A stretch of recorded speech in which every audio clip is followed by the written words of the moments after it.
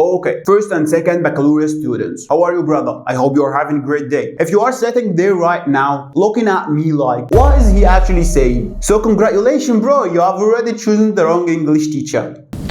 But relax, I'm not here to talk about your English teacher. I'm here to make sure you don't make that mistake twice. علشان لو اخترت مدرس البرمجة غلط هتبقى بتحفظ انشا طول السنة. علشان لو اخترت مدرس البرمجة غلط هتبقى بتحفظ اللي مش معمول عشان يتحفظ اصلا. فالمادة الحلوة السهلة البسيطة اللي المفروض تكون بتحبها وتكون بتهرب من صعوبة بقية المواد وتروح لها علشان تذاكرها تتحول بالنسبة لك لكابوس. عمال تألف لها أغاني عشان تحفظ حاجات ما بتتحفظش. محاضرتين هنتكلم فيهم عن شوية حاجات وهنطبق فيهم على شوية حاجات علشان أتأكد إن أنت على التراك المظبوط وفاهم أنت داخل على إيه. وما تقلقش، مش هجيبك المحاضرتين أقول لك إن الشاشة من وحدات الإخراج والكيبورد من وحدات الإدخال وإن لغة البرمجة هي اللغة التي يفهمها المبرمج والكمبيوتر وبتتحول للزيروز والونز. مش هجيبك اقول لك الكلام من الانشا اللي كلنا عارفينه ده، انا هجيبك افهمك انت داخل على ايه وافهمك الناس اللي بتشتغل في المجال ده بيعملوا ايه. فالموضوع بسيط جدا، احضر الكورس التعريفي وافهم اللعبه من البدايه، هتلاقي الموضوع بقى سهل جدا معاك طول السنه. عندك اي سؤال اكتبه في كومنت وهرد عليك